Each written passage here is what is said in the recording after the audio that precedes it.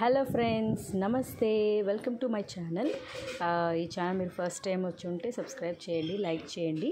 ఈరోజు నేను అందరికీ యూస్ఫుల్ అనిపించే ఒక బ్రహ్మాండమైన ఐడియాతో వచ్చాను. అదే వాషింగ్ స్టోన్.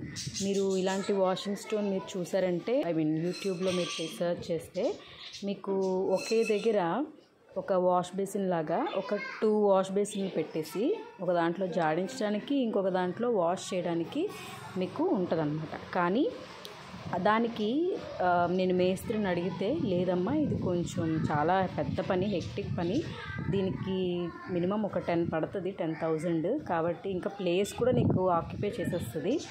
ఇంకా మీరు అనుకున్నట్టు అంత అంటే ఎక్కువ మీరు వాష్ చేసేది అయితే బాగుండు, వాషింగ్ మిషన్ ఉంటుండగా మీరు ఇలాంటిది వేస్ట్ కదా అని అన్నారు.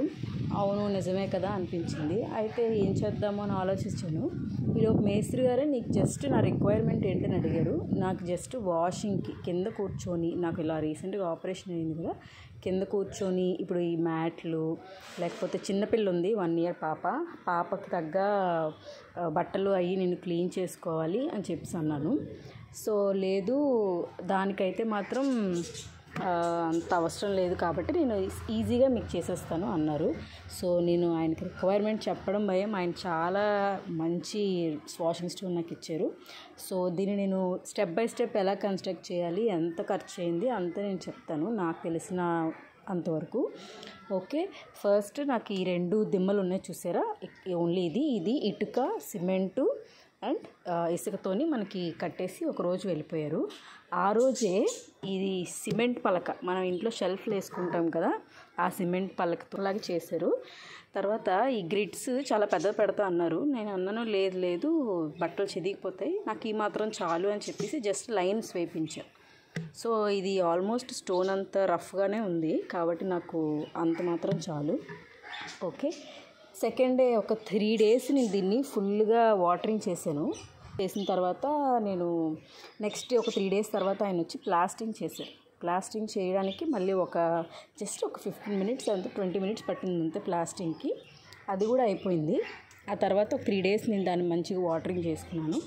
ఆ తర్వాత మళ్ళీ వచ్చారు. ఇప్పుడు దీన్ని ఎన్ని సెంటీమీటర్లు ఉందో చెప్తాను. ఇది జస్ట్ ఇంత నా చెయ్యి అంత కూడా కాదు, జస్ట్ అంటే ఒక 30 centimeters, 30 centimeters పొడవు, వెడల్పు వచ్చేసి మీకు ఇక్కడి నుంచి ఇక్కడ వరకు ఒక 60 centimeters ఉంటుంది.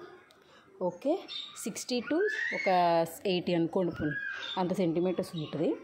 సో అంటే ఈ మాత్రం వెడల్పు లేకపోతే మనకి బట్టలు బ్రష్ కొట్టలేమన్నమాట. సో మనకి చేతులకు తగిలే ఛాన్స్ ఉంటుంది. ఒక 2 days తర్వాత వచ్చి గోళ్ళకి గీతలు పెట్టారనమాట. అంటే ఇక్కడ కట్ చేశారు, లోపలికి మిషన్తో కట్ చేశారు, ఇటువైపు కట్ చేశారు. ఇక్కడ కట్ చేయలేదు, నీట్గా దాన్ని అడ్జస్ట్ చేశారు. ఓకే, వీడియోలో చూపిస్తున్నట్టు నీట్గా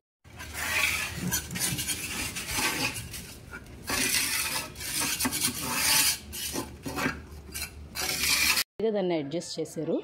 అడ్జస్ట్ చేసి అయితే అడ్జస్ట్ చేస్తున్నప్పుడు నాకు చిన్నగా అనిపించింది, 2 స్ట్రైట్గా ఉండే కంటే ఇటువైపుది కొంచెం పైకి ఉన్నదంటే మనకి ఇక్కడ వాటర్ అనేది డైరెక్ట్గా, అంటే ఇక్కడ నించోకుండా డైరెక్ట్గా వెళ్ళిపోతుంది కదా అని నాకు అనిపించింది. అప్పుడు ఆయన ఏం చేశాడంటే, మీకు వీడియో చూపిస్తాను, ఇలా పైకి పెట్టి ఇక్కడ కింద మనకి స్టోన్స్ పెట్టాడనమాట. సో అలా స్టోన్స్ పెట్టడం వల్ల నాకు చాలా బెనిఫిట్ అయింది.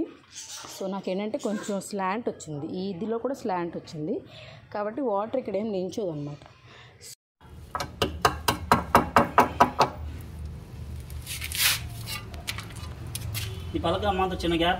సో ఇక్కడ మీరు చూసినట్టయితే మీకు ఇక్కడ ట్యాప్ ఏం లేదు. సో నాకు ఇక్కడ ట్యాప్ కనెక్షన్ ఏమీ లేదు.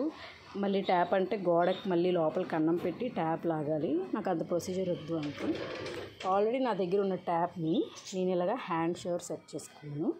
ఇప్పుడు దీనికి మనం వాటర్ వేసామంటే వాటర్ అసలు నించునే ఛాన్స్ లేదు. ఒకవేళ మనకి వాటర్ కావాలి అంటే ఇక్కడ చిన్న క్లాత్ ఏదైనా పెట్టుకుంటే వాటర్ స్టోర్ ఉండిపోతుంది. పెద్ద కన్నం కాదు కదా, చిన్న చెత్త ఉన్నా సరే వాటర్ స్టోర్ ఉండిపోతుంది.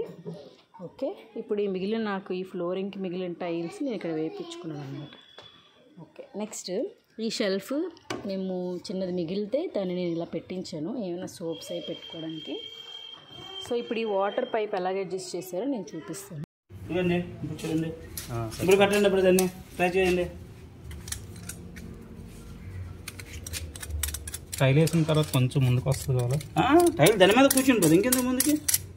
దీని మీద కూర్చొని మీరు మామూలు పెట్టండి, పెట్టించుకోండి. ఇప్పుడు ఇంకెందుకు టైల్ దాని మీద వేసేస్తాను. అదే అనుకుంది ఎంసీలు ఇచ్చేదా? ఎంసీలు వేసుకుంటాం.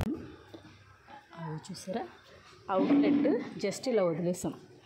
ఇది ఎలాగా నాకు వేస్ట్ వాటర్ ఇందులోకి వెళ్ళిపోతుంది కాబట్టి నేను జస్ట్ అవుట్లెట్ ఇలా వదిలేసాను. నెక్స్ట్ వచ్చి ఇది గ్రానైట్ స్టోన్. నేను ఏదైనా బకెట్ ఏమైనా పెట్టడానికి జాడించడం, ఇది మిగిలితే ఈ రాయి పెట్టించారు అంతే. నాకు ఈ హ్యాండ్ షవర్ ఇంకా నాకు ఎలా వాడుతున్నాం అంటే వాష్ బేసిన్లో కూడా వాడుతున్నాము. ఎవరైనా వచ్చినా హ్యాండ్ వాష్ చేసుకుంటున్నారు చక్కగా.